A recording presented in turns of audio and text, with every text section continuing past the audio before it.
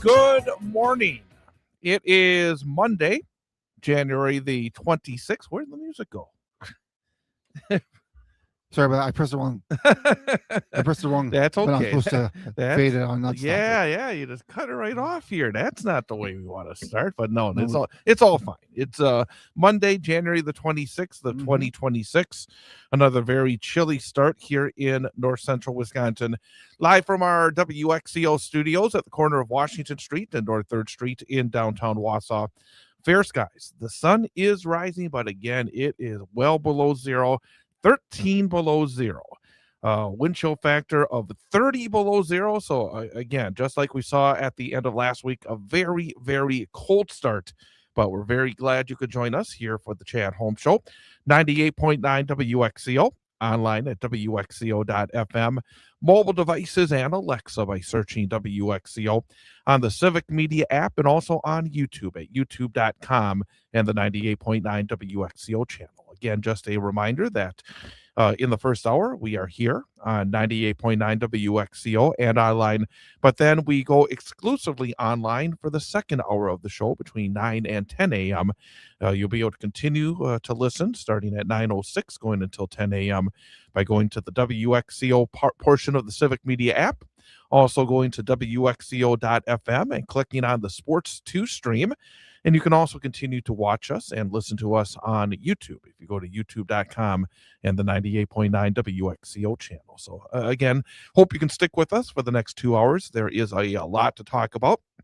Want to let you know that if you would like to speak and join in the conversation, our phone lines are open at 715-814-9330. That's 715-814-9330. During the course of the program today, we will talk plenty about what happened this weekend in Minneapolis on Saturday, about the current situation and a whole bunch more, and we would love to hear your thoughts as well. So again, feel free to join us at 715-814-9330. Also, coming up later on in this hour, at the bottom of the hour, just after our information update, we'll be talking to a candidate for governor of the state of Wisconsin, Francesca Hong. She is a state representative, and she is one of the candidates, and she is somebody that I know a lot of folks are energetic about. She is somebody that is not afraid to speak her mind, and I think to push forward in a way that a lot of Democrats would like to see. So we're going to talk to Francesca Hong coming up at 8:35 this morning about her campaign and the issues in this campaign, and also talk a little bit about how she will try to reach out to voters in this part of the state and even northern part of the state and some of the rural areas. It's not her natural environment in terms of where she has been elected from in her political career. So we'll find out about how she's going to reach out to voters outside her home area to gain a foothold in the battle for the Democratic nomination for governor of Wisconsin. So Francesca Hong will be with us coming up at 8:35 this morning here on the program. Well, first let's introduce our in-studio engineer, Ian Welsh. Ian, good morning. Good morning, Jed. Let's real quickly talk about the weather to start things off, because it is Yeah. something that is right out there, and anybody who goes outside can feel it. As I said, 13 below zero with a wind chill of 30 below at the Wausau Downtown Airport, according to the National Weather Service. There is a cold weather advisory that is continuing to be in effect until 12 noon today. We've been under these advisories pretty much since late last week. So the entirety of the 98.9 WXCO listening area is under this cold weather advisory until noon. Very cold wind chills of 25 to 35 below zero expected. The dangerously cold wind chills could cause frostbite on exposed skin in as little as 10 minutes. So again, if you have any travel plans this morning, use caution, wear appropriate clothing, a hat, gloves, and everything else that you'll need just in case you run into trouble. So again, twice every hour here on 98.9 WXCO and Civic Media, we do provide the complete weather forecast. So keep listening for that. Very accurate, a team of meteorologists involved with Civic Media, keeping you up to speed on what's going on in the weather. Generally, for the weather, looking at the forecast, again, if you're looking ahead to start off your day, it will be a lot of sunshine today, but it will continue to be cold, but not quite as cold. We're going to get a high upwards of 8 degrees above zero, but those wind chill factors are still going to be a factor, because west winds 6 to 11 miles per hour, becoming south-southwest in the afternoon. Winds could gust as high as 21 miles per hour. Tonight, snow, mainly before 10 p.m., a low of 3 below zero. Wind chill factors between 10 and 20 below. Tomorrow, continued the same, mostly sunny and cold, a high near 7 degrees above zero. Those wind chill factors will remain below zero. Wednesday, mostly sunny and cold, a high of 7 above zero. Thursday, mostly sunny and cold, a high of 10 above zero. Friday, mostly sunny and a high of 15. So perhaps by the end of the week, things will start to warm up slightly, but will still be below normal for this time of year. We're somewhere in the low to mid 20s normally this time of year. So we're well below the average high temperatures for north central Wisconsin. So again, I'm sure we'll get there eventually. Yep, eventually. So if you have any travel plans here this week, make sure you have that cold weather kit available in your car just in case you run into any kind of trouble. So again, we will continue to keep an eye on the weather as we continue. But let's talk a bit about what happened this weekend, because I think one of the things that we're going to be doing for much of the show is talking a bit about where we stand, because it continues to go in the wrong direction in Minneapolis when it comes to ICE and the federal government. And I would argue as well, just one of the tragedies, and there's many tragedies right now when it comes to this whole situation, one of the continuing tragedies is the truth, because it is very difficult to find common ground, to move forward together without truth. And in fact, I put up a blog on Saturday, WXCO.FM. Go to our website under the blog. And it's very short, because it just, one of the aspects that came into my mind when this whole situation blew up on Saturday. And I want to share it with you here, and we're going to, again, open things up. I would love to hear your thoughts as well at 715-814-9330. But I wrote, as we keep hearing people like Dan Bovino, Stephen Miller, J.D. Vance, Kristi Noem, and Donald Trump lie over and over again when it comes to what happened today, which was Saturday, and each day recently in Minneapolis, I think of a couple of things. A story told on the radio a while back from Pat Kreitlow about someone he knew saying that he knew Trump was always lying, but he really wanted to believe the stuff he lies about. That's MAGA in a nutshell. They so want the lies to be true. So right now, members of the federal government can stand up and lie about Alex Preddy, the man who was killed by ICE today, Saturday, and know that millions will believe the lies. Second, I think of a quote made by Gerald Ford in August of 1974 upon taking the oath of office as president, succeeding the disgraced Richard Nixon. Quote, "Truth is the glue that holds government together, not only our government, but civilization itself." End quote. Ford did much to help heal the wounds of Watergate in his 2.5 years as president. So much that in the aftermath of Watergate in Vietnam and everything else that was tearing our country apart in those days, the U.S. was able to truly celebrate its 200th birthday in 1976. I can't see how we can come together and in any way celebrate the 250th birthday in 2026 without our leaders coming out, especially some Republicans, and saying, quote, "This is wrong," end quote. That when Bovino, just a little while ago, and this again was Saturday afternoon, shamelessly lies about Preddy. Quote, "This looks like a situation where an individual wanted to do maximum damage and massacre law enforcement," end quote. He knows it's a lie. Stephen Miller saying, quote, "A domestic terrorist tried to assassinate federal law enforcement," end quote. He knows it's a lie and revels in it. Then there is Trump, a congenital liar his whole life that received the greatest gift that the American people can bestow on a citizen.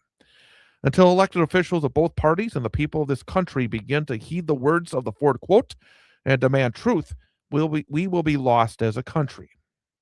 And I finished with a quote from Dwight David Eisenhower, general of the Allied Army in World War II, later President of the United States, but this was General Dwight David Eisenhower after visiting liberated concentration camps in April of 1945.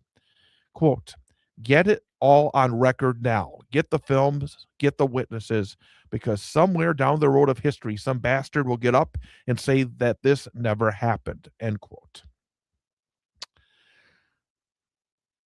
Number one, the greatest tragedy in all this, again, is the death of a man who actually was doing good work, a VA hospital nurse.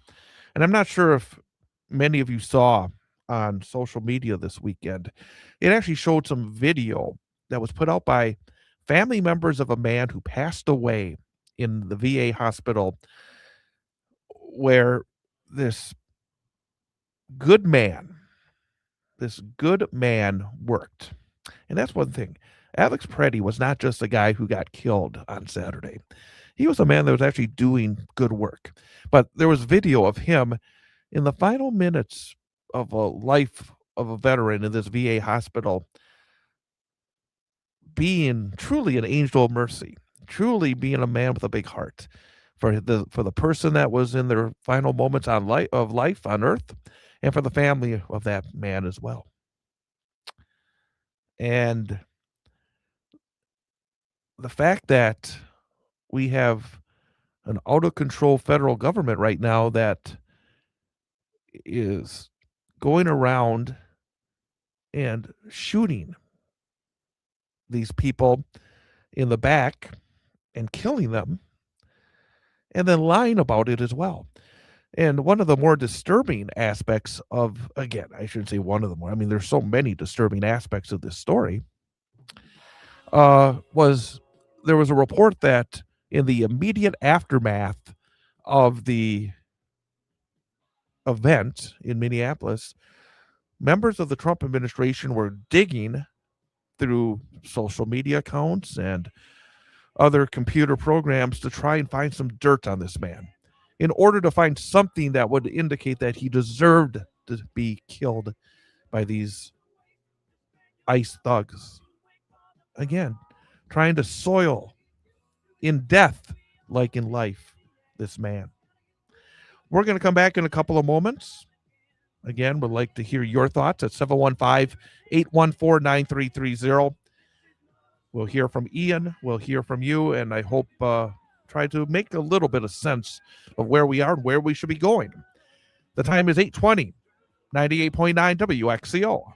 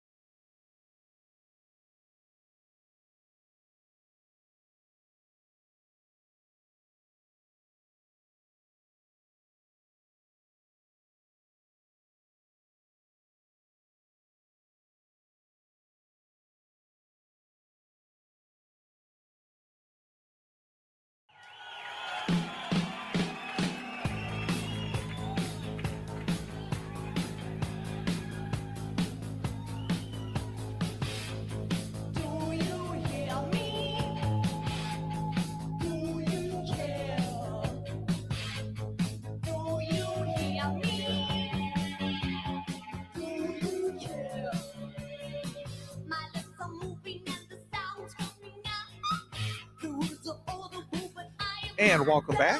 Chad Holmes Show, 98.9 WXCO. Online at WXCO.FM, mobile devices, and Alexa by searching WXCO. And on the Civic Media app. Plus, you can catch us on YouTube at youtube.com and the 98.9 WXCO channel. The time is 8:23. Again, it is a very cold start here in north central Wisconsin. Temperature at the airport, 13 below zero with a wind chill of 30 below. There continues to be a cold weather advisory in effect for our 98.9 WXCO listening area until 12 noon today. Phone lines are open at 715-814-9330. That's 715-814-9330. If you have thoughts that you would like to share with us concerning what happened in Minneapolis and the, again, continued tragedy that is what ICE is doing in that part of the country, right to our west, our neighbors. And just a quick reminder that coming up in about 10 minutes' time at 9:25 this morning, we'll be joined by gubernatorial candidate, Representative Francesca Hogg. Again, that's at 8:35 this morning, so we'll look forward to talking to her about her race for governor and talk about the issues going on right now as well. Ian, I know that you had some thoughts, and also you had some contact or had read something from a person that you know over in that part of the country in Minneapolis. She's a good a friend of mine. I know from Wausau Community Theater, and for her protection, I'm not going to mention her name on the air here, but she is a good friend of mine, and she posted something on Facebook, and the first line of the post says, Minneapolis is under federal occupation. And she continues that she moved to Minneapolis almost 8 months ago. It's been the city of her dreams for years, but with all the stuff that's happening right now, and she lists the things that ICE has been doing, detaining people regardless of citizenship status, stealing children, executing protesters, brutalizing observers, and causing chaos. And it's worsening by the day.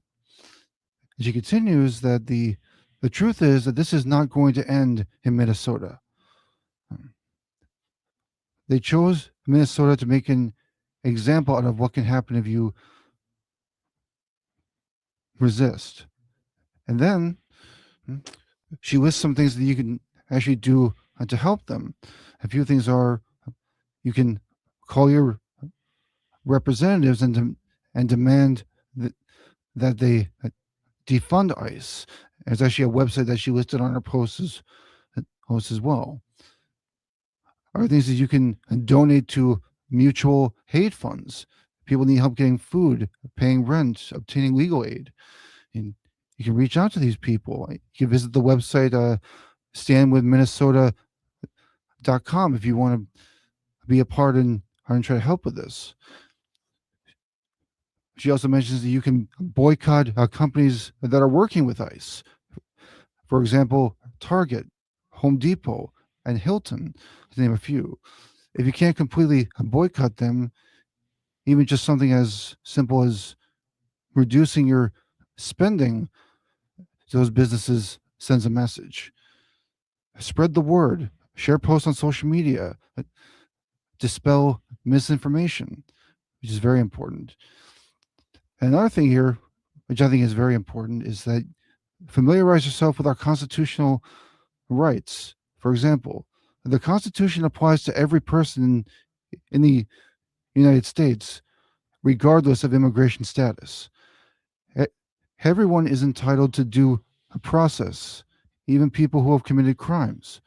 And everyone has the right to free speech and to protest under the First Amendment. And if you find yourself thinking, I'm really helpless, I wish I could do more. Well, these are things that you can do. To do the easy part of following through. And if you find yourself thinking, I voted for Trump and it was a mistake, how can I redeem myself? This is how you do something. And she wraps it up by saying, but if after reading all this, you still think ICE is doing something for the greater good, then we have nothing left to say to one another. History will judge this moment, and I hope you choose the right side of it. So thank you to my good friend who posted that because she made some excellent points in that, and it's something that we need to be more proactive on doing. Again, as we continue, we will be joined here in a couple of minutes by Francesca Hong, state representative and Democratic gubernatorial candidate. But as we continue later in the program, especially in our second hour, I would like to hear what you think out there. What do you think about where we are, where we're going, where we need to be, where you think maybe the Democratic Party should be? We are seeing some movement that the Democrats are going to put a line in the sand here that not going to be a rubber stamp on further funding for this organization called ICE. 715-814-9330. That's 715-814-9330. Mark that down, and a little later in the program, please give us a ring and share your thoughts on what we saw over the weekend, but also, I think just as importantly, where we go from here, because this story definitely is not over yet, and as much as we'd like it to be over sooner rather than later. Coming up on the bottom of the hour, we will have an information update, including the weather forecast on this very chilly Monday. 13 below zero, wind chill factor of 30 below in Wausau. Coming up after that, State Representative Francesca Hong, candidate for governor of the state of Wisconsin in 2026. That's coming up next as we continue here on 98.9 WXCO.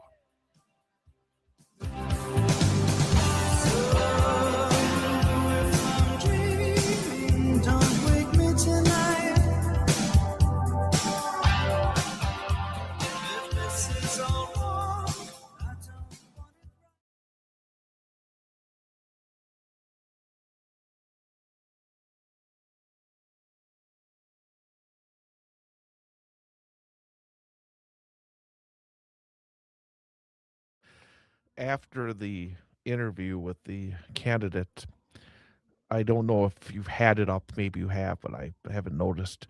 If you could put on a scroll our phone number. Absolutely, I can do that. Yeah, not during the interview, but after that. And no, I don't have one yet, but I can make one. And if you could put the representative's name and information on a scroll as we talked. Wait, I have that. I have that, but I'm all set to go with her name and title. Very good. What is the phone number again for the studio, just to make sure I get it right? 715-814-9330. And okay. Representative Hong, are you there?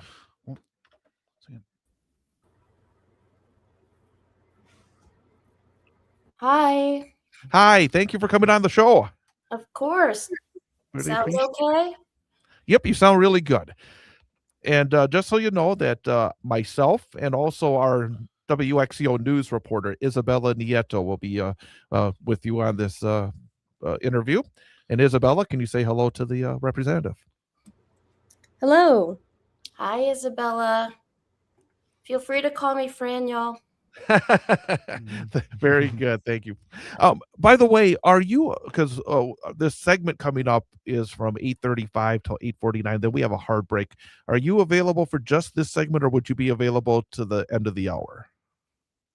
Oh, I can be on till the end of the hour. Fantastic. Just wanted to make sure that you didn't have anything else come in. So that's terrific. And really do appreciate it. I know that there's a lot of folks that are really interested, because I was actually talking to somebody just last week and just talking about the candidates, because we've had an opportunity here to talk to a number of them.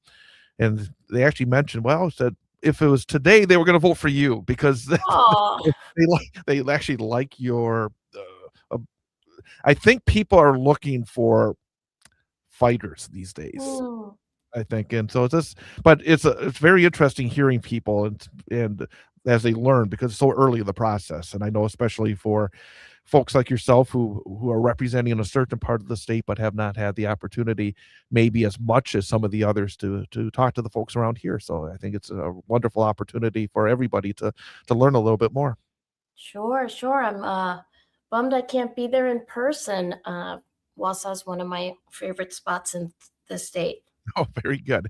Well, with the campaign being so long, when you do get a chance to come up here, hopefully you'll be able to stop on in.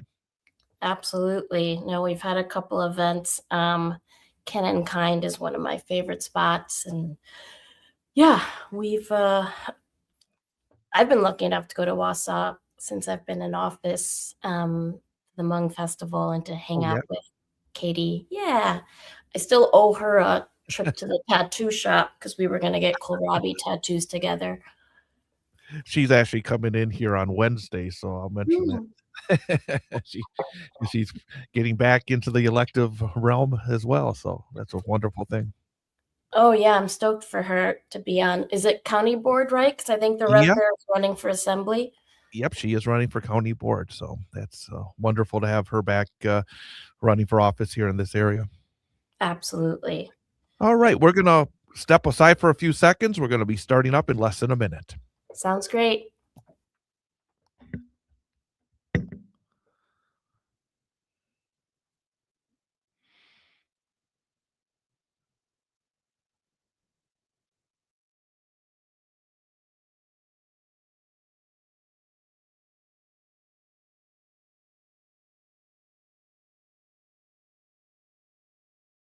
And Ian, you can put us all up on the screen. Okay.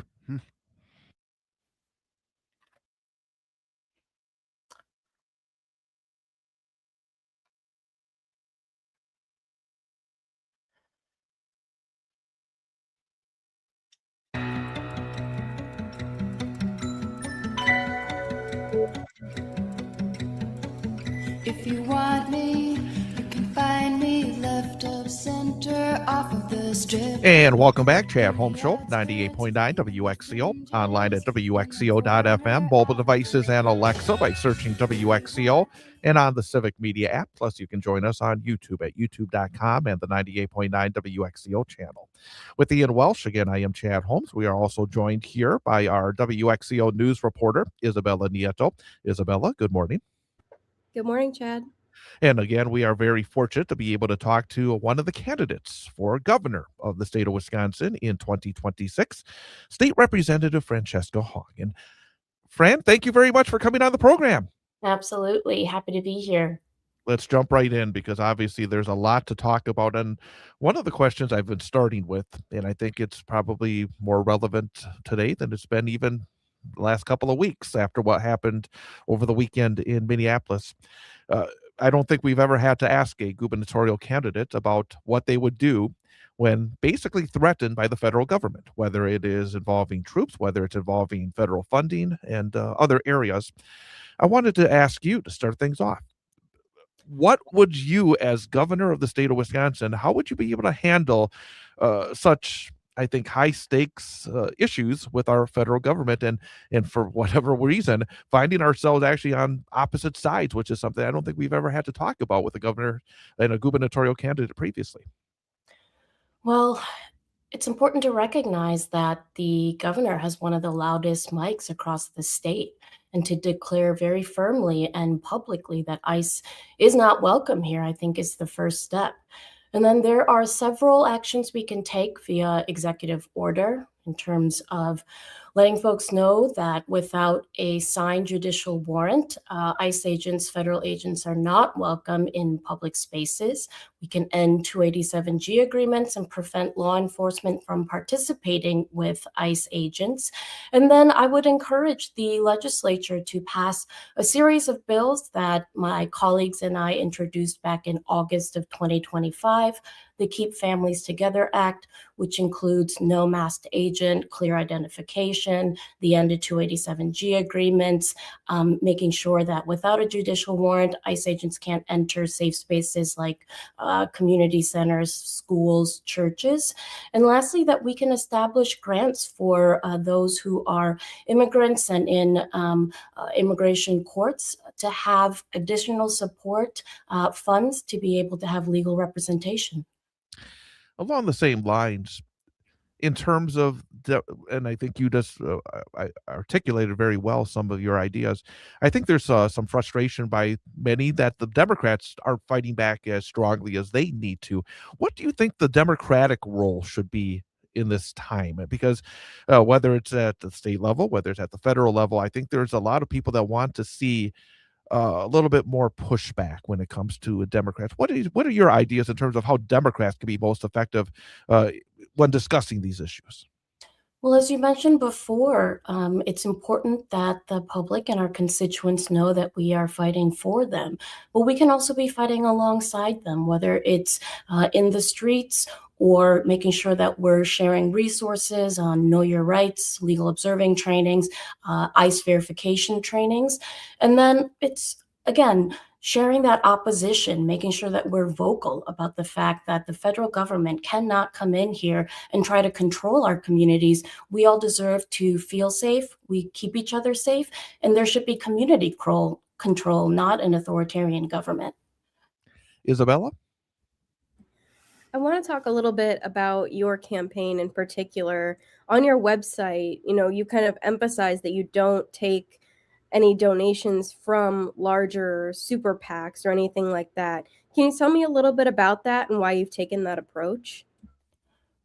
We want to be a campaign that's powered by the community and for the community. And when a candidate takes corporate PAC money, APAC money, they are beholden to those large donors and not so much the everyday person. We're really proud to have over 7,400 individual donations. And I think that makes us even more beholden to the people and not the corporations. And I also want to talk about your social media presence. I've noticed that you're very active on TikTok as well. Can you tell me a little bit about your experience as a candidate being active on social media and more on that, what you've learned so far? As much as I would like to be everywhere doing everything, sometimes meeting voters where they are where they are in terms of the digital spaces as well. And so we've invested heavily in digital, including social media, making sure that we have a YouTube presence. I'm an elder millennial, so Instagram is my platform of choice. But these are also where folks are having important conversations and want to know more about their elected officials. So we've really chosen to make sure that we're communicating clearly what our campaign's about on these digital platforms. And again, be there for folks who have questions. It's about making government accessible, and I think that matters as well in digital spaces. One of the reasons we're starting our conversations here early in 2026 is to allow people here in central Wisconsin to learn a little bit more about the candidates, maybe some of the candidates they don't know as much about. In your work in the state legislature, what issue are you most proud of that you've been able to accomplish something significant for your constituents? Well, I think folks weren't expecting the lefty from Madison to be able to pass bipartisan legislation. But one of my proudest moments was back in late 2020, early 2024, when we passed the Asian American Education Act, which would require K-12 public schools to include Asian American history in their curriculums. Let's build on education, because that is, I think, one of the main issues that will be discussed over the coming months, leading right up until November.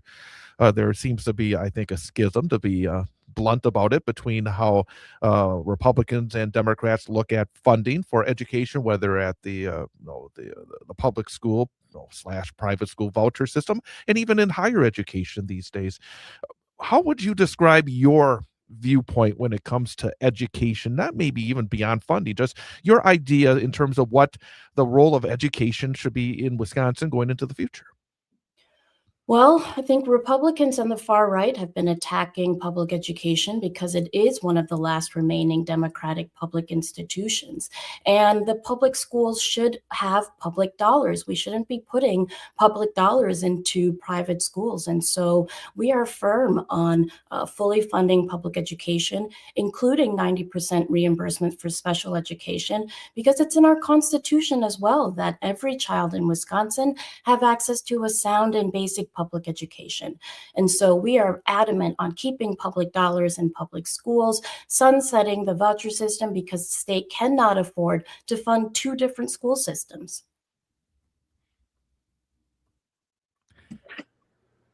And Isabella? So I want to also kind of talk about rural areas. As you've kind of been touring the state on this campaign, can you tell me a little bit about some of the issues that you've been hearing from voters, around the state? So I've had the privilege of being able to travel the state since I came into the legislature in 2021. Actually, when I won my primary in August in 2020, I knew right away that it was important for a representative from a very blue area to travel around the state to talk to folks about what matters most to them. In rural communities, I've heard about public education. We've talked about public schools and how strong public schools make for strong communities. A lot of folks are deeply concerned around conservation and the climate crisis. And so the protection of public lands, fully funding our Department of Natural Resources. And then the buzzword right now is affordability. And we talk a lot about how our agenda aims to have permanent affordability.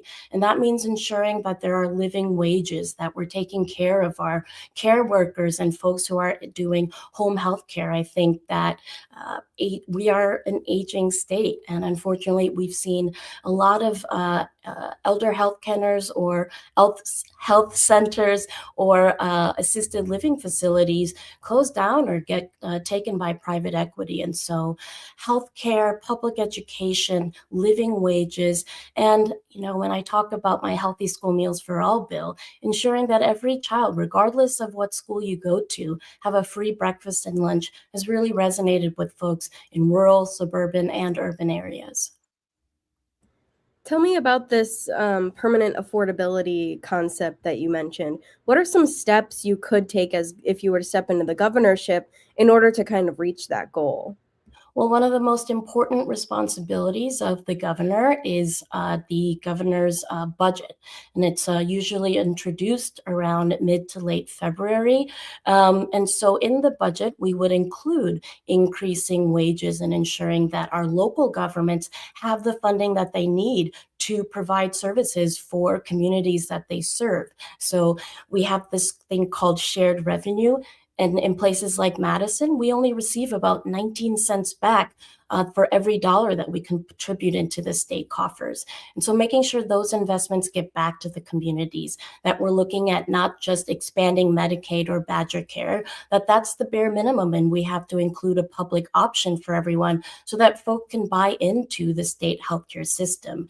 We want universal childcare. It's a deeply important economic issue, and we, for too long, haven't invested in the care economy. So universal healthcare and universal childcare, making sure that we're fully funding our public schools. And then I think that issues around paid leave, I was very proud to have introduced the last couple sessions, paid leave for all. Comprehensive legislation to ensure that nobody has to worry about, choose between paying their bills, taking care of a loved one, a new baby, our aging parents, or someone who might be a survivor of sexual assault. One of the questions, and actually, I received a couple of emails when I have announced we were going to talk to you, is how do you do that in terms of, you have I think some very intriguing ideas, but something I said, how do you do that? Number one, in terms of, the budget is specifically how you're going to try to, where you're going to, move the money in. And number two, in terms of maybe changing the mindset, because I think in terms of government in Wisconsin. It's been for a number of years. I mean, it's even in the last 8 years with a Democratic governor, we've had overwhelming majorities of Republicans in both houses of the state legislature, and it's still every inch is very difficult to move forward. And what you talk about would be, I think, a bit of a sea change in terms of the priorities of the state government. How do you go about maybe even changing that mindset that more is possible with our state government? Government can and should be a force of good. And it's important that, especially in times of crisis where folks are dealing with rising stress because of the rising costs, that government act with the scale and speed to be able to meet those crises that so many working families are undergoing. And so having a governor's budget that includes these universal policies is setting expectations and ensuring that we are negotiating from a place of strength. So regardless the makeup of the legislature, it's the responsibility of the governor to make sure that there is a clear agenda on what we want to accomplish, to make sure that every Wisconsinites have what they need to have a good quality of life and a life that they can live with dignity.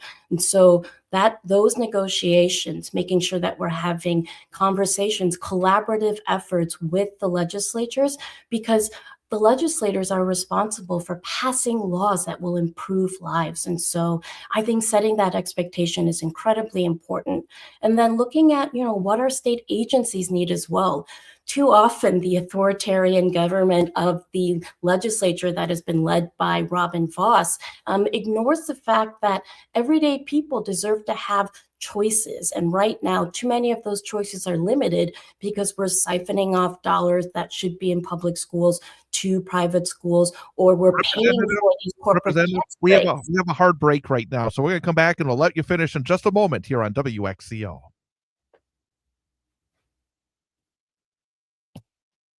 Apologize there, Representative. We Oh, have a no hard. worries.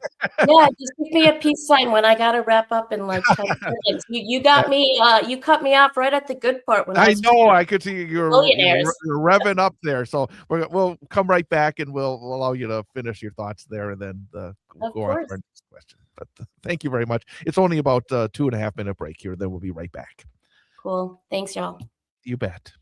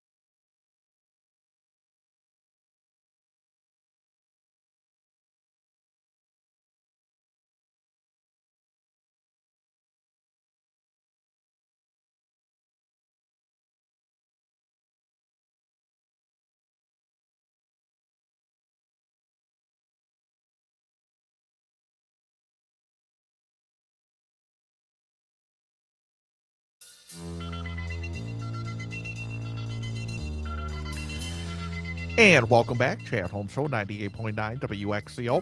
We are continuing our conversation with candidate for governor in 2026 here in the state of Wisconsin, State Representative Francesca Hagen. Representative, again, I apologize with the scourge that is the heartbreak, and you are just getting into, I think, some of the good parts of what you were just trying to describe in terms of being able to set, I think, priorities as governor when it comes to budget and some of the ideas you were having.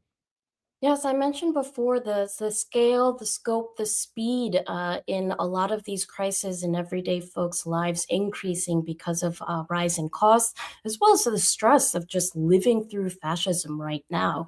And a lot of people ask me, these are great ideas, but how are you going to implement them or how do you pay for them? And we have to look at the fact that there are both ways to increase revenue and look at how we cut the fat and what's been going on in our state budget over the last 16 years since Republicans have been in power. Paying for tax breaks for the wealthiest costs the everyday taxpayer. And so we can look at increasing the taxes of the billionaires and the wealthiest few. We can do things like legalize weed and pay for expanding broadband with that tax revenue that comes in. And these are investments. When we help take care of our everyday Wisconsinites and working class people, we actually have more economic opportunities for other folks, and we can make Wisconsin a better place to raise your family, to have a good life. And those require having services or opportunities for everyday folks to be able to have. And again, when there's good health care, when there's good childcare, when there's opportunities for paid leave, that's going to bring in more families into our state. Isabella? I want to I want to talk a little bit about a little bit more on that and bringing more people into the state.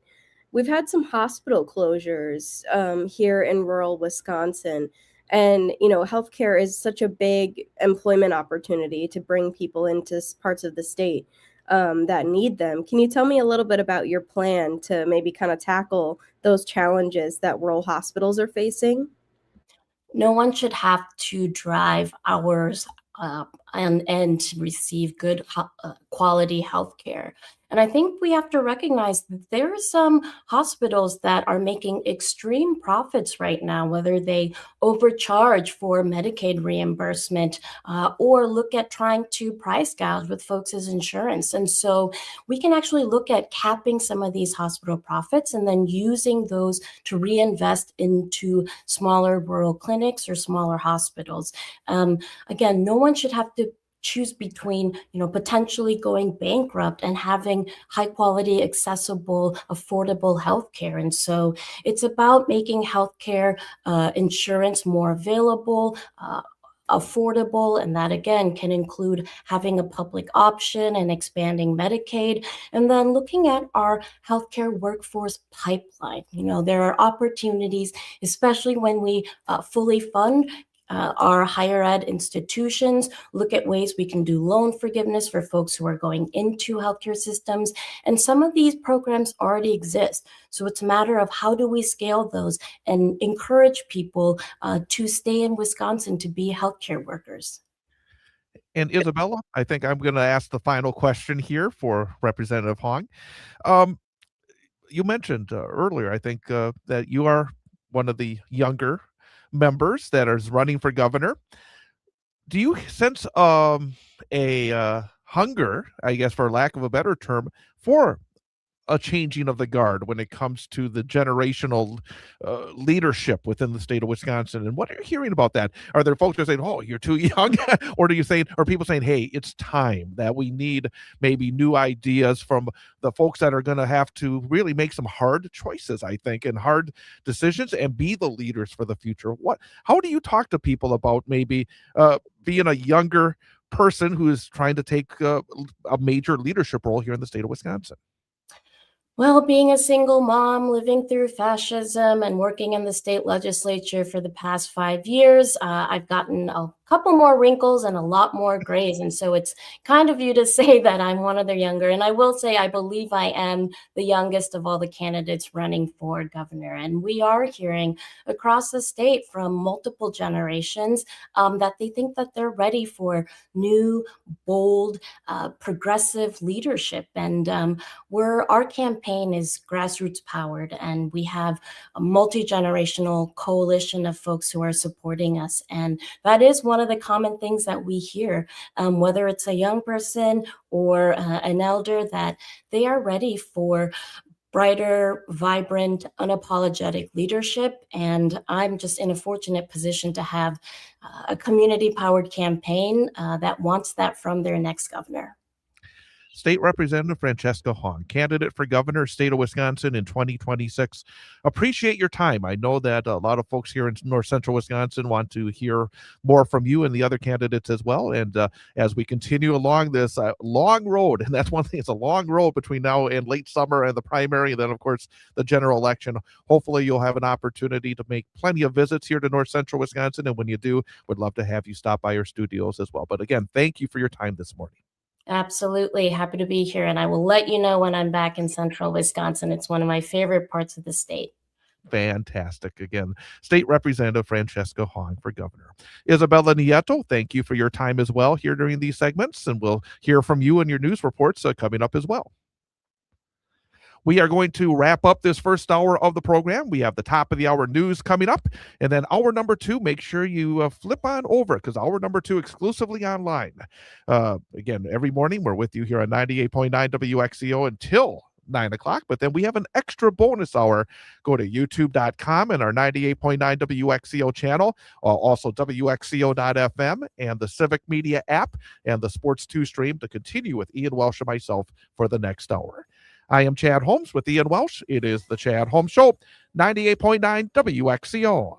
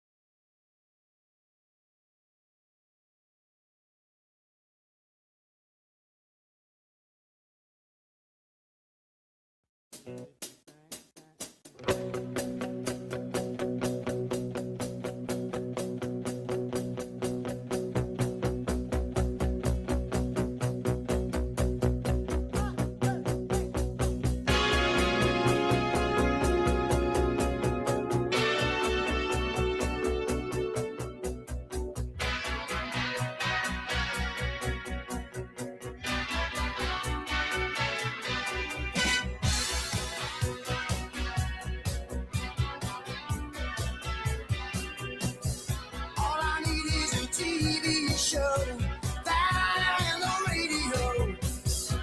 Down on my luck again. Down on my luck again. I can show you some of the people in my life. I can show you some of the people in my life. It's driving me mad. Good morning once again, everyone, and welcome back. It is hour number 2 of the Chad Holmes Show for Monday morning, January the 26th of 2026. It is another winter-like cold day here in downtown Wausau.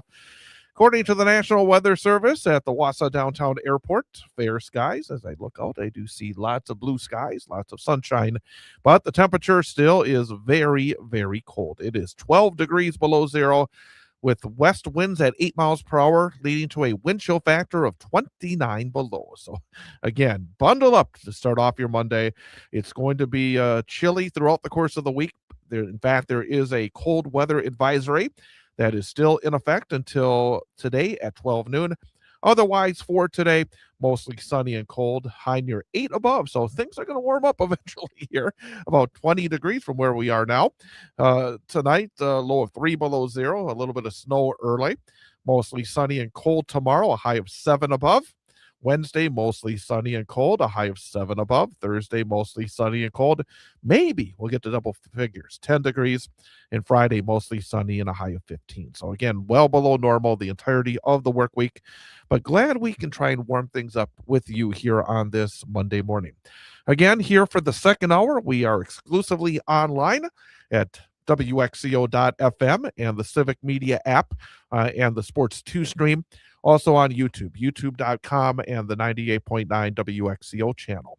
We would love for you to be involved in our show. If you would like to respond to what we just heard from State Representative Francesca Hong, your thoughts on her and the other candidates we've been able to talk to for governor of Wisconsin. If you would like to talk about the tragic events that occurred again this weekend in Minneapolis, Minnesota. If you would like to talk about anything else that is going on that maybe we have not talked about, we'd love to hear from you. Be part of the conversation. 715-814-9330. That's 715-814-9330. We'd love for you to be part of our program and join us here today. Along with Ian Welsh. Ian, good morning. Good morning, Chad. I want to remind folks that, yes, today we had State Representative Francesca Hong, but we got some terrific guests coming up over the next couple of days. Yes, we do. Tomorrow, we'll be joined by Yi Lengzhang, who is a candidate for state treasurer here in the state of Wisconsin. He'll be coming here in studio.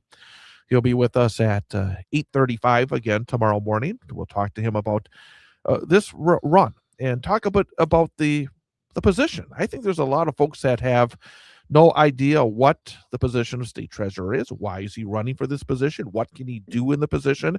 So we'll talk to Yi Lengzhang about that tomorrow morning, 8:35 here on the program. And then we're very excited on Wednesday because we have not had a chance to talk to this person for quite a long time. We've had some really great conversations with her in the past. Yep, it was always a monthly visit when she was the mayor of Wausau. But now she is a candidate for the Marathon County Board, and we just want to find out what's been going on. And we're going to talk to Katie Rosenberg on Wednesday morning.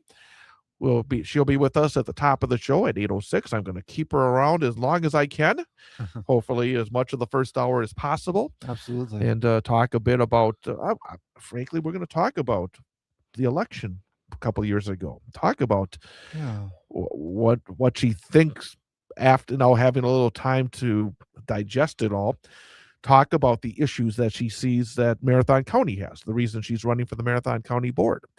Talk about public service. That's one of the things I want to talk about as well, because there are certain people I think just have this need within themselves to serve. And I think she's one of those. I think it would be very easy after the disappointment of losing the mayoral race to go through the slings and arrows of folks who are upset because she wanted to have a community for all. I mean, gee whiz, talk about just controversial issues. Oh no. My But gosh. I mean, again, when you look at what's going on right now in Minnesota, you look at the tone that is set from our federal government, you wonder, how could calling on people to come together, to be closer as a community, be something that would be seen as a negative aspect? I have no idea. But I guess I don't know. I think it's only been seen as a negative aspect because it makes the people in the federal government look bad. Maybe, I don't know. But we'll talk about a lot of different things with Katie Rosenberg on Wednesday morning, starting at 8:06 this week. In our second hour on Wednesday, we'll be joined by Sean Wright from the Grand Theater. I know he was just honored nationally, I saw. So I'm going to dig that out and talk a little bit about that, but also lots of great shows coming to the Grand, and we'll find out what's happening at the Grand in the second hour on Wednesday as well. But lots to talk about, lots of going on. Again, we've talked about this in the past, in the last few weeks, I should say, at least since we've come back in this form. The idea of being able to have these discussions in what is, I think, a significant year in American history. I mentioned, I think last week, that there are certain years when you look back that you used to say the year and you know that they were significant. Yeah. Again, I mentioned years like 1776 or 2020 or 2020 or 1945, end of the World 2001, 9/11. Yes, 2001. I mean, yeah. I mean, there's so many that are, when you look at the history of this country, 1929, the stock market crash that led to the Great Depression. My gosh. 1933, the New Deal programs that are passed through. I mean, again, just so many years that significant happenings occurred in the United States of America. And as we start here, we're in the first month of 2026, that there will be significance to this year. I think it's a turning point. Yeah. The results of elections later this year. So, do the American people give a seal of approval to what this administration is doing, and the people that support this administration? it's like I said last week, it's the battle for America's soul this year. Yep, you're exactly right. And it's truly, I think, just one of those turning point years. It is where the future will be set by what happens in 2026, because we are teetering right now. What we saw over the weekend shows a country that is teetering, and it shows a country that is going away from what the last 250 years have been all about. It's not been about authoritarian government. It's not been about pushing away our allies. That's one of the things that is just baffling to me. If you were to ask MAGA, if you were able to ask Donald Trump today, who are your allies? You're more likely to hear people like Russia and China than Canada and Great Britain. I mean, it's incredible, to be honest with you. It is where Donald Trump sees people like Vladimir Putin or the dictators of Turkey or other countries and think, boy, it must be great to not have to worry about these annoying members of the free press, or if these people that decide to protest, I could just throw them in the gulag and not worry about them. That is not American. That is truly un-American. So the people of this country have to decide, are they going to continue to drink the Trump Kool-Aid, or are they going to say, we're going to put a Democratic Congress, and not just narrowly, but an overwhelming Congress that will put Donald Trump in his place, in his corner, and say that you can't do this. simply put, and you will have to answer for it, because right now we have a Congress led by Mike Johnson, the Speaker of the House, that refuses to show any oversight, refuses to show that they truly are a co-equal branch of government. So again, I just think that the discussions that we have here in 2026 and that ultimately lead to the voting in 2026, and I know there are some folks that are saying, well, if there is elections, I'm going to continue to be confident there will be elections, that Donald Trump is not going to be able to pull a rabbit out of his hat and say there's not going to be elections. Yeah, I refuse to give in to that fear as well. But again, we want you to be part of these discussions, not just today, but throughout the course of our 2026 programs. You can comment on YouTube. You can go to our YouTube stream while the show is going on, and Ian will keep an eye on that and see if there's any comments that people want to share with us. Also, again, please call us up at 715-814-9330. Ian will then pick up the phone and get you on the air. We can talk about the issues that you find important as well. I want to make a quick note here that tonight we do have high school basketball. High school girls basketball. It is actually a makeup game from Friday night. Nice. Wausau West and Wisconsin Rapids in girls high school basketball. We were scheduled to have the boys game from Wisconsin Rapids on Friday. That game is not going to be made up until, I believe, sometime in the next week or so. But the girls were also scheduled to play at the Wausau West Fieldhouse on Friday evening. That game has been rescheduled for this evening. So Wausau West and Wisconsin Rapids Lincoln high school girls basketball will be on the air starting with the pregame show at 7 p.m. and the opening tip-off at 7:15. And it's a very busy week in terms of high school athletics. Tomorrow night, we will have a doubleheader of high school sports. I will be at the Marathon Park Ice Arena, as we will have the Wausau West hockey team play host to East Merrill United. And it's the Kuhlman Cup game. That's been going on for many years. It used to be Wausau East and Wausau West, and now it's EMU and Wausau West. The Kuhlman Cup game, the intercity rivalry game, and we will have it live starting with the pregame show at 6:35 and the opening faceoff at 7 o'clock.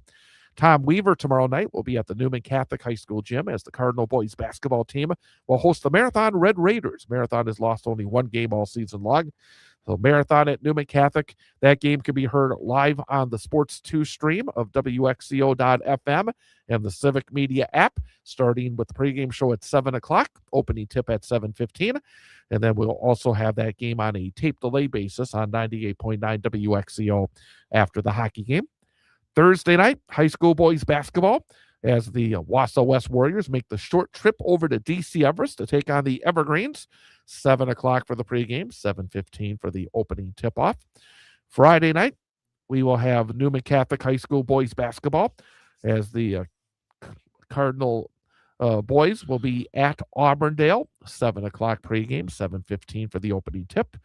And then Saturday, Wausau West hockey, as the Warriors will host New Richmond, 6:35 for the pregame, 7 o'clock for the opening faceoff, right here on 98.9 WXCO, WXCO.FM, mobile devices, and Alexa by searching WXCO and on the Civic Media app.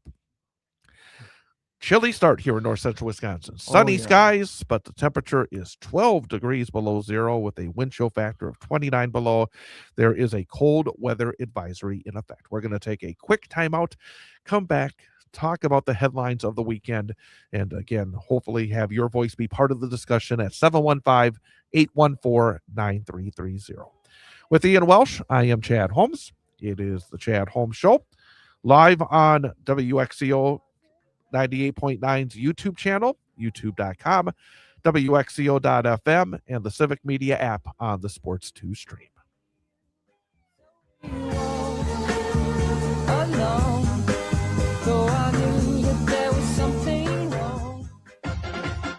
I'm Chad Holmes, join former Wausau West head hockey coach BJ Brandt and myself every Wednesday night from 6 till 8 p.m. for the Big High School Sports Show on 98.9 WXCO, online at WXCO.FM, mobile devices, and Alexa by searching WXCO on the Civic Media app, and also broadcasting live on the 98.9 WXCO YouTube channel. Each week, we'll be talking high school winter sports. We'll review and preview the basketball and hockey action with both the boys and the girls, and each week we'll also be joined by an area head coach and a student athlete guest as well. It's the Big High School Sports Show every Wednesday night from 6 till 8 p.m. on Central Wisconsin's radio home for high school sports. 98.9 WXCO, online at WXCO.FM. Mobile devices and Alexa by searching WXCO on the Civic Media app and broadcasting live on YouTube.com and the 98.9 WXCO channel.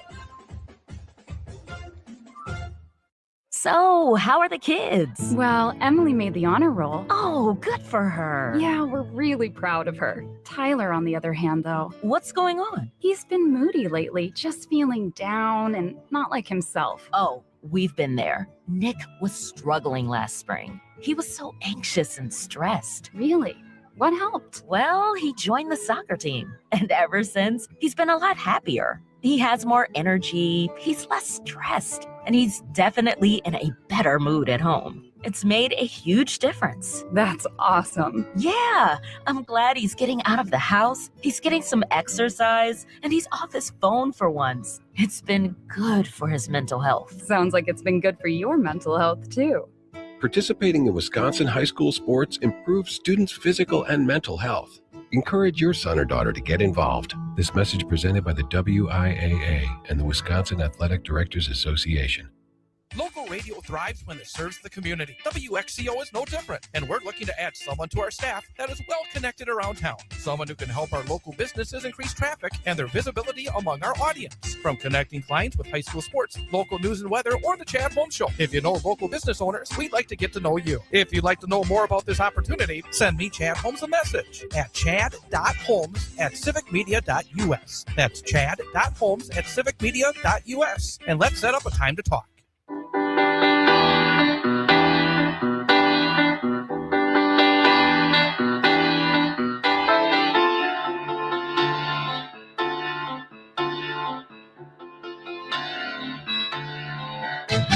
Sometimes I don't know. Sometimes I don't know. I just don't know what to feel. Sometimes I don't know. Sometimes I don't know what to feel. Everything I thought that I knew starts to look so real. There's a ringing in my head that keeps me awake at night. Sometimes I don't know what Chad Holmes Show, live on YouTube, youtube.com, 98.9 WXCO channel. On the Sports 2 stream with WXCO.FM and the Civic Media app. With Ian Welsh, I am Chad Holmes. And Ian, a rather, I think, stunning development in Minnesota politics this morning.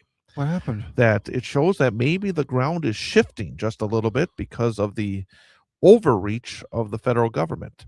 I hope it's in a good way. Well, I think it is actually something that says that perhaps that there are members of the Republican Party that are acting in good faith as they see this totalitarian government creeping forward step by step, and they're going to try to join in the wall that stops it, because there is, like Wisconsin, Minnesota has a race for governor.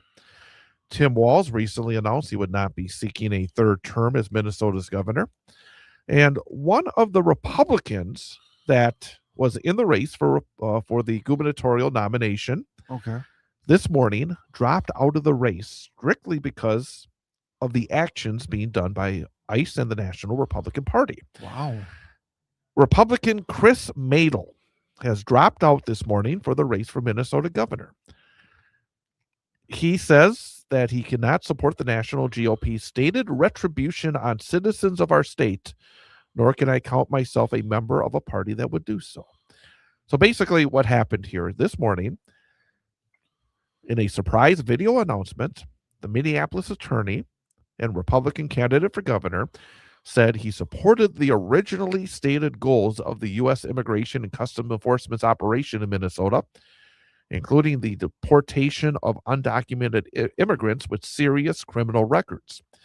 But the effort has, quote, expanded far beyond its stated focus on true public safety threats.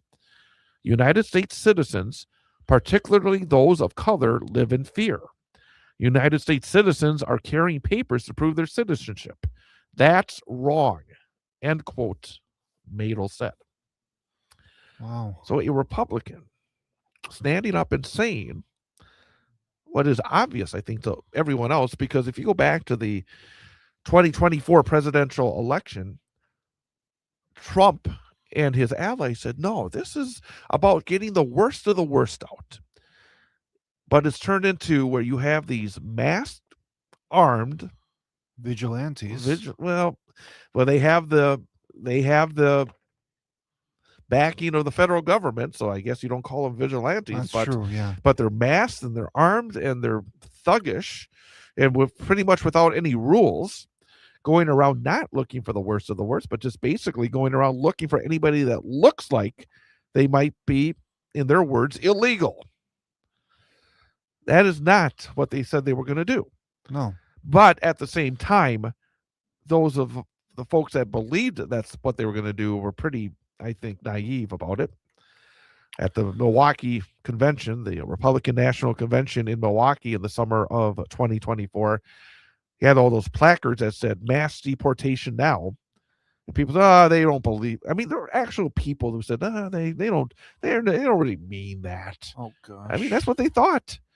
And they meant it. And then they meant it and then some. The thing is, people have to learn is that when Stephen Miller says something, you better believe it, because that man truly is evil at his core. And he gets off on being mean and hurting people. He does. So again, I just found it interesting that a Minnesota gubernatorial candidate on the Republican side said, this line has been crossed. I cannot run on a ticket basically led by folks that are saying, we're going to go out and get Minnesota. And that's what they're doing. We're going to get them. Donald Trump says, he's mad because they didn't vote for him 3 times.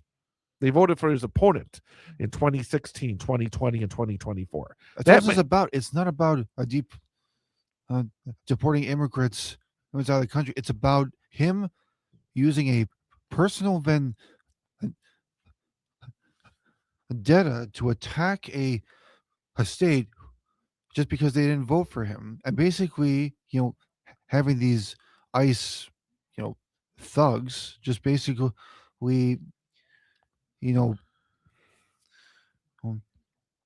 it's like a fear tactic. It's basically just you're using a group to basically make people afraid, and if you speak out against it, you're going to end up dead. Oh, absolutely. So again, I think having folks who have supported this man, Donald Trump, and supported Trumpian policies say enough is an important thing, because that's how you win elections. You don't just get your group that's been voting the same way over and over again and get together and start nodding your heads and saying, hey, yeah, we know we're right. You need to have people that voted the other way, because that's how you change the results of these elections. That's right. And when you have somebody that is a conservative, who is somebody that was actually running as a Republican in the state of Minnesota, say, this is too far.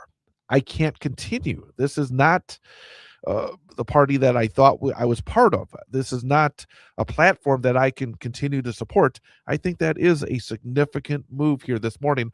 And I've been reading a lot over the last couple of days about the response in the media. Heck, even Fox News is saying things that are not straight down the line with the Republican lies that first came out on Saturday, that they realized that this was over the line. This truly was a shooting and a killing that cannot be lied away. Maybe there's hope for Fox News. I don't think there's hope for Fox News, but a tiny sliver. Tiny sliver. I have to admit that I'm almost curious to know what the folks down the street are saying this morning. I have no idea at this point. I wonder if he is on the air giving I'm sure he excuses. posted something about this after the events of this weekend. I'm I sure you haven't can read looked. about it, and I may I'm have to sure. peek. I may have to peek because I Well, wonder if he's found it in himself to continue to parrot the mega lines about what was said. And be again, careful. It might get your blood pressure up if you well, start to read it. but the thing about it, and I said in the first hour, I did write in the immediate aftermath of the shooting on Saturday, put up a blog posting, which could be seen either on my social media or on WXCO.FM. If you go to WXCO.FM, go to blog, you'll see my blog posting from Saturday.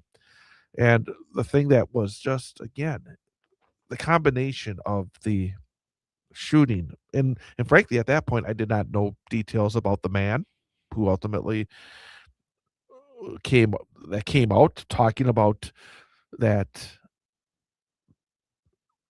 Jeffrey Preddy was not just a victim of a horrendous crime, but it's also a great loss because he Yeah. was a VA hospital nurse who, from everything I read, did his job exceptionally well. A man who with a big heart. It's not easy to be a hospital nurse, especially in the veterans hospital where Yeah. you see so many different folks who have suffered through war and everything else. And then you hear about the kind of man that he was.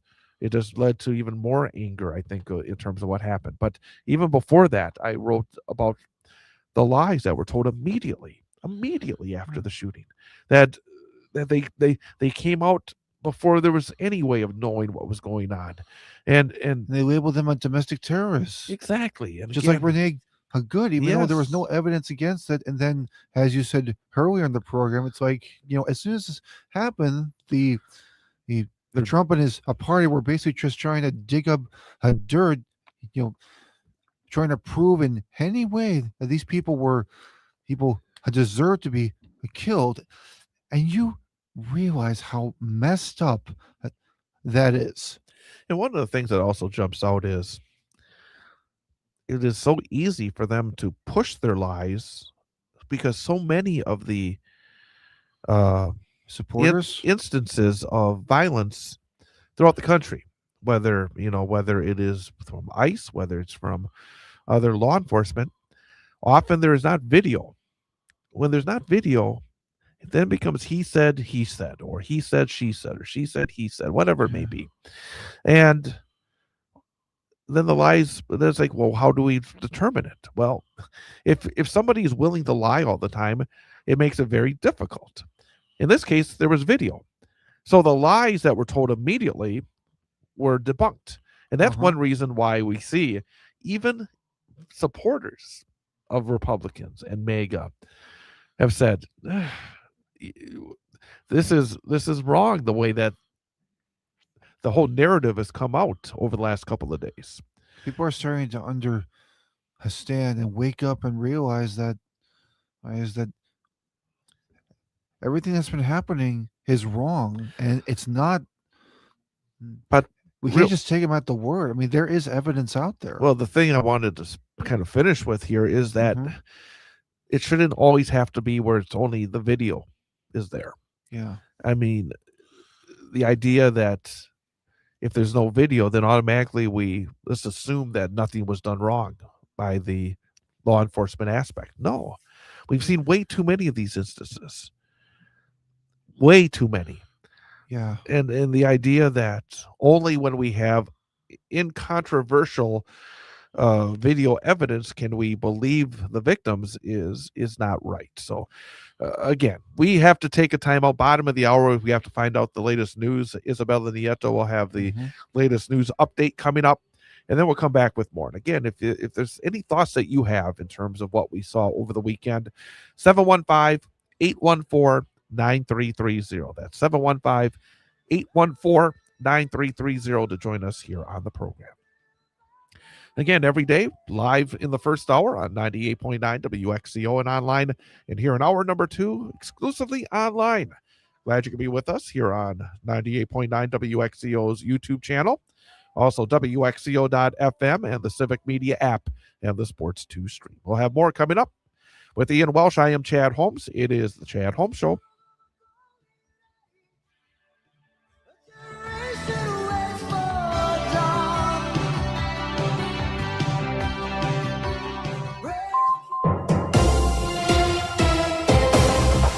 WXCO News, I'm Isabella Nieto. The Wisconsin Rapids Common Council made the deciding votes on two controversial items in the community last week. Melissa Kay reports. The Waterworks and Lighting Commission's solar power project now has the stamp of approval from the full council. It passed 5-3. Mayor Matt Zacher tells WFHR the council tried to hear and address concerns from residents, especially those living around the parcel. Where there are neighborhoods around that whole 80-acre parcel, to be able to densify those areas more with different bushes and trees and whatever, to make sure that nobody can see the array from their houses anyway. The solar power company doing the installation is One Energy out of Madison. Zacher said it's up to WWLC for the timeline, but the project will begin soon. I know it's going to start pretty quick and make it through the process pretty quick, because the sooner they get it up, the sooner they're making, they're generating that electricity and everybody's making money off of that electricity. The second item to be approved is opening up some of the shared roads around the city of Wisconsin Rapids to ATV and UTV traffic. What we came to realize over time is because Wisconsin DOT as a state is not necessarily putting the rules, clear rules on this, it's leaving it up to everybody else. This fixes the issue of streets that are only open on one side. So they went through the painstaking procedure of going through each road that's shared with another community. Paul Vollert with the City Streets Department says crews will begin placing signs along streets starting in February, notifying which roads are open to ATV and UTV traffic. The work will be weather dependent, but they're hoping to complete the project by or before the end of April. I'm Isabella Nieto, and you're listening to WXCO News. Local radio thrives when it serves the community. WXCO is no different, and we're looking to add someone to our staff that is well connected around town. Someone who can help our local businesses increase traffic and their visibility among our audience. From connecting clients with high school sports, local news and weather, or the Chad Holmes Show. If you know local business owners, we'd like to get to know you. If you'd like to know more about this opportunity, send me, Chad Holmes, a message at chad.holmes@civicmedia.us. That's chad.holmes@civicmedia.us. And let's set up a time to talk. A game without a crowd is just a scrimmage. A performance without an audience is just a rehearsal. Without your presence, high school sports and the performing arts aren't possible. Ensure that these essential extracurricular activities continue to enrich the lives of students in Wisconsin. Purchase a ticket to your local high school's game or performance. This message presented by the WIAA and the Wisconsin Athletic Directors Association.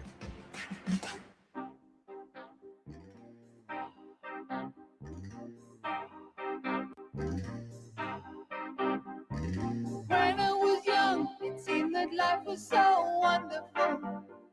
A miracle, oh, it was beautiful, magical.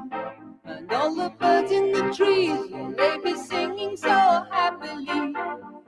Oh, joyfully, oh, playfully, watching me. But then they sent me away to teach me how to be sensible, logical, oh, responsible, practical. And then they showed me a world where I could be so dependable, oh, clinical, oh, intellectual, cynical. And welcome back, Chad Holmes Show, live on the 98.9 WXCO YouTube channel, also WXCO.FM and the Civic Media app on the Sports 2 stream. With Ian Welsh, I am Chad Holmes. Chilly start here in north central Wisconsin, temperature hovering around 10 below zero. We will warm up to about 8 above before all is said and done. Plenty of sunshine at least, so I guess something to be positive about. Something not to be positive about is our former congressman, the man that used to serve us in the 7th Congressional District, a man named Sean Duffy. You know, the old lumberjack? Yep. Real World on MTV. A big family, too. There you go. But this morning, Sean Duffy, who now serves as the Secretary of Transportation. What did he do? Well, he appeared on CNBC talking about what's going on in Minneapolis. And this is what he said. And I got a couple of thoughts after this, because I actually think that if you really want to put them in an uncomfortable position, there's a couple things you can do. Well, but Duffy said to CNBC on their Squawk Box program this morning, Quote, if you come to a protest with a 9mm firearm, that's fine, believing in the Second Amendment. But you stand on the sidewalk and you hold your sign. You take that 9mm and you start to engage with ICE officers, and then you resist arrest. Listen, I don't want anyone to die, but number one, he's lying about exactly what happened there. Mm-hmm. Number two, saying, I don't want anyone to die, but, you know what that means? It means you're making up an excuse. You deserved it. That's what Sean Duffy says. Mm-hmm. And also, something that has been just incredible over the weekend. The same people that made Kyle Rittenhouse a hero, the man who went around in southeast Wisconsin years ago with his rifle, shot and killed folks, and then became a right-wing hero in honor of the Second Amendment. Now they're telling people that basically they're saying if you're a conservative, you can brandish your gun anywhere you want. Jeez. But if you're not a conservative, if you're standing up against fascism, boy, you better not be firing, showing your gun, because then we can shoot you. They weren't saying that when all those January 6 folks were breaking into the Capitol, that the Capitol Police should have been able to just mow them down as they were coming in. No, they weren't saying that. And also, in this case, hey, Sean, are you talking about maybe some gun control here? Maybe a gun control law that says you shouldn't be able to bring firearms into certain areas? Hey, let's have that discussion, Sean. But it makes me angry when you have a line that's like, listen, I don't want anyone to die, but that but says it all. That's the worst thing that you could say. I don't want anyone to die, but he deserved it. How about talking about what those officers did? Mm-hmm. The video shows there was not a gun being brandished. And No. Sean is again implying that it was being brandished. No, that is not what happened. Not at all. Sean, that's not what happened. And his wife, Rachel Campos Duffy, was on Fox News over the weekend, also pushing forward the lies. Oh gosh. And I bring these up, that Sean Duffy and Rachel Campos Duffy are out there because a member of the Duffy family, Michael Alfonso, is running for the 7th Congressional District seat being vacated by Tom Tiffany.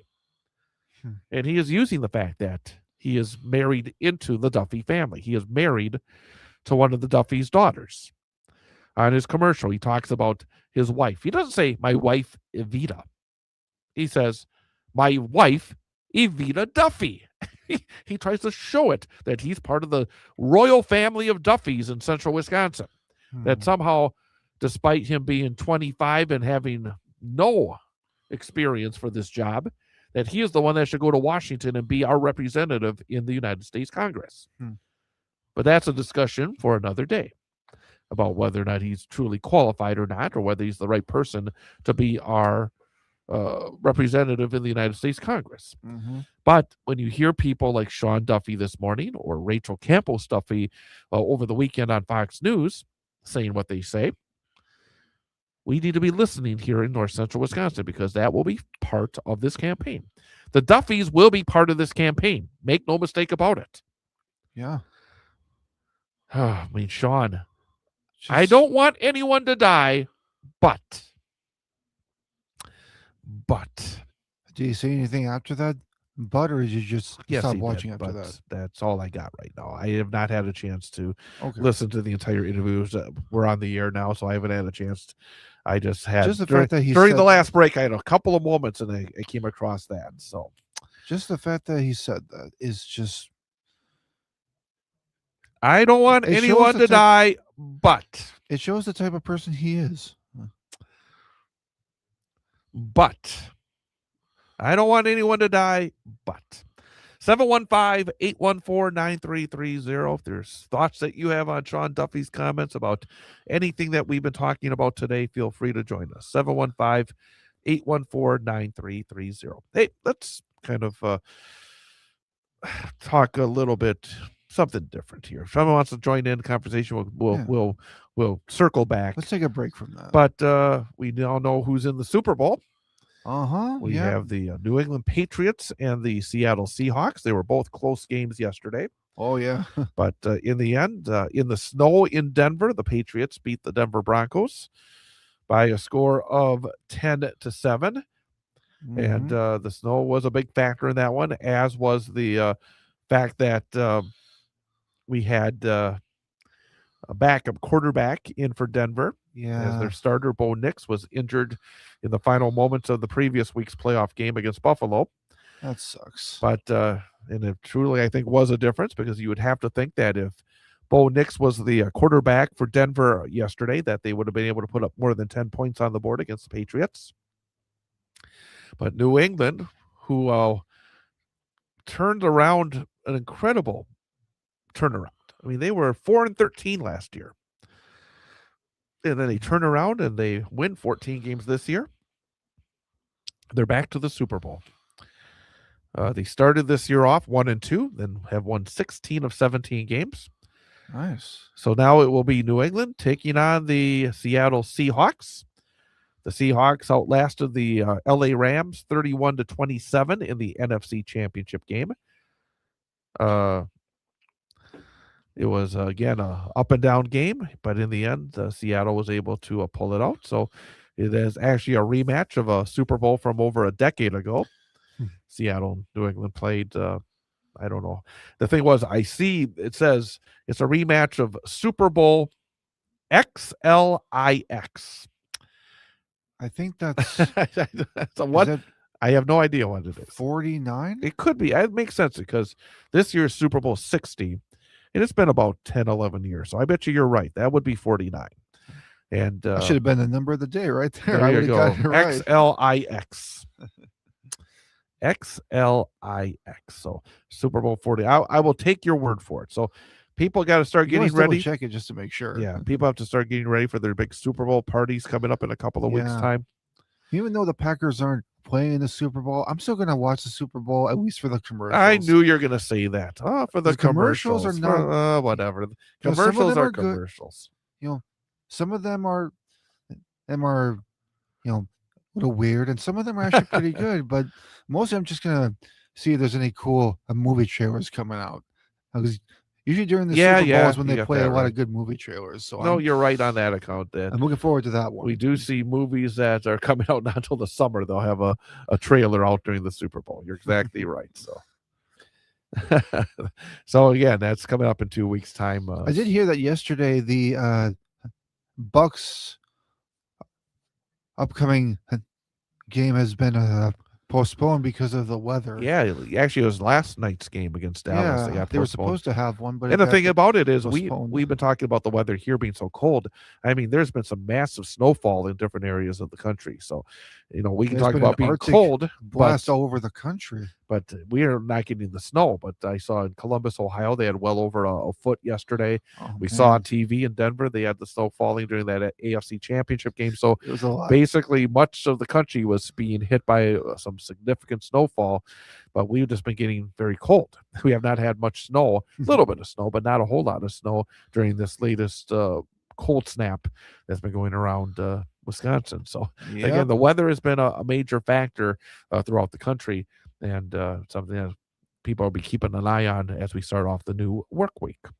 Absolutely. Well, coming up, we will have our final segment of the morning. We are going to have our daily history lesson, and then we'll have our number for the day quiz. And we'll see if Ian can get off to a good start here this week. We always wrap up the show giving Ian a number for the day. And it's a number that I'll give him 3 choices based on something that usually has something to do with something that happened on this date in history. Yeah. So we'll give him 3 choices and we'll see if we can get the right one. 1 will be right, 2 will be wrong. So that's coming up. Chad Holmes, along with Ian Welsh. Chad Holmes Show, live on the 98.9 WXCO channel of YouTube.com, WXCO.FM, and the Civic Media app, Sports 2 Stream.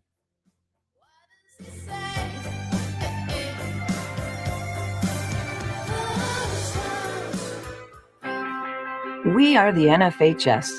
That stands for the National Federation of State High School Associations. But really, what we stand for, together with the WIAA, are the 178,000 high school sports students in Wisconsin. And so we stand. We stand for the runners, soccer and basketball players. We stand for their coaches, administrators, and officials. We stand for the swimmers, football players, and wrestlers. We stand for the golfers, softball, and volleyball players. We stand as the national leader and advocate for high school athletics and all who participate in them and make them possible, because it is our purpose to ensure that high school students get to play, perform, and compete together. To learn more about who we are and what we stand for, visit nfhs.org.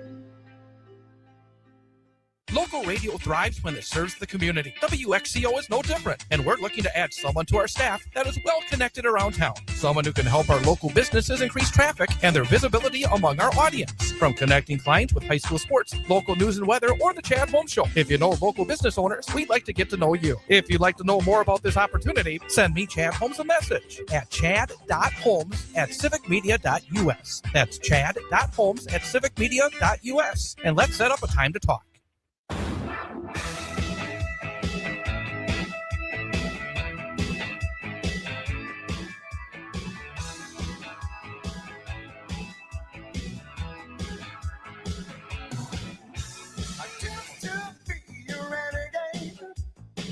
I used to fool around, but I couldn't take punishment and had to settle down.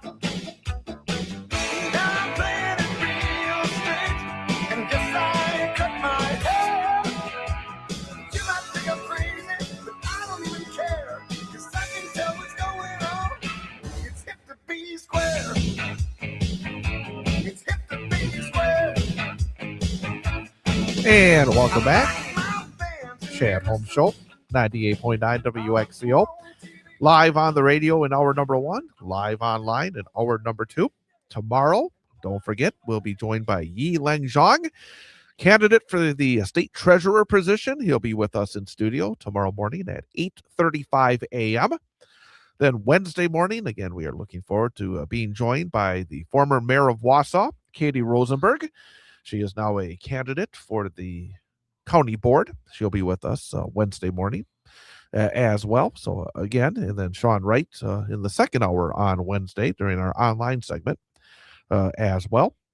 So again, some terrific guests coming up as we get into the final days of January. Yep, the final week of January, already through 1 month, almost through 1 month of 2026. It is January the 26th of 2026. That means it's day number 26 of this year. Well, there you go. It is 339 days remaining this year. Some famous events have occurred on this date in history. On this date in 1884, Roy Chapman Andrews, American naturalist, found the first dinosaur eggs. Nice. Did he then put them in a warm place and then hatch them and have dinosaurs running around? I don't know. A real life Jurassic Park if that happened. On this date in 1887, construction begins on the Eiffel Tower. Oh, yes. Have you ever been to Europe? Have you been outside the United States? I have not, actually. I've always wanted to go to Paris. Paris and Greece are the places I've wanted to go, but I don't have the money or the time right now, but hopefully someday. On this date in 1788, the first permanent European settlement was erected in Australia. That's one place I would like to go to. I remember watching the 2000 Olympics in Sydney and thinking that is the one place I would love to go and visit. Australia is a beautiful place. The water looks so blue. The skies look so blue. The sun was shining. And it was it's so a many beautiful amazing place. animals, too. Yep. And they got lots of great looking supermodels as well. Elle McPherson, there you go. 1837, Michigan is admitted as the 26th U.S. state. So on this date in 1837, Michigan joining the Union. Another 26. There you go. Yep. On this date in 1891, Frank Costello, American organized crime boss, was born. On this date in 1961, Wayne Gretzky, known as the greatest hockey player in history, unfortunately, in the last couple of years, also known as a buddy of Donald Trump, which disappointed me. But today is the anniversary of the birth of Wayne Gretzky and his birthday. So those are a few of the interesting things that have occurred here on January the 26th. Also, one other thing that occurred on January the 26th. Oh, yeah? 25 years ago, on this date in 2001, in Milwaukee, the legendary Marquette University basketball coach Al McGuire died of leukemia at the age of 73. Truly a legend in college basketball. He coached at Marquette for 13 years. He turned the school's basketball program into an elite national powerhouse, competing for national championships on a yearly basis. While at Marquette, Al won over 78% of his games, graduated more than 92% of his players, won an NCAA championship, and then went on to a really successful career as a broadcaster. Spent decades calling college basketball on NBC and CBS. But just a legend for Marquette University and the state of Wisconsin. Absolutely. And that will lead to our number for the day. It involves Al McGuire and Marquette University basketball. All right. McGuire, in his final game as the head coach of Marquette, led the team to a win over North Carolina and the first and only national championship in Marquette basketball history. The number for the day is, what year did Marquette win the national championship? What year? Under Coach Al McGuire in his final game before he retired. So what year did Marquette win the national championship under Coach Al McGuire? Okay. Your choices are 1977, 1982, 1987.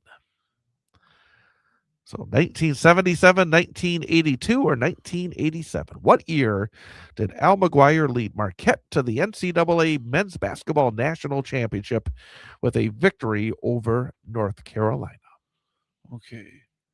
1977, 1982, or 1987?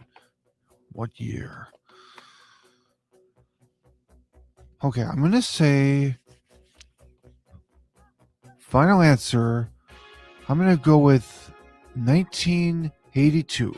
Final answer, I'm going to say 1982. All right, so Marquette University under Al McGuire. Earlier in that season, he had announced that it would be his final year as head coach. He had not won the national championship up till then, and then the storybook finished with a win over North Carolina to win the national championship in the year 1977. Oh. So 1977 was the year Marquette won its only national championship. And 25 years ago today, the legendary Al McGuire passed away in Milwaukee at the age of 73. Well, at least you learned something. There you go. There you go. So, we'll try again tomorrow. Absolutely. We'll come back again. Ian, have a good rest of your day. You too, Chad. Happy Monday, everybody. And we will be back tomorrow morning starting at 8:06 for the Chad Holmes Show on 98.9 WXCO.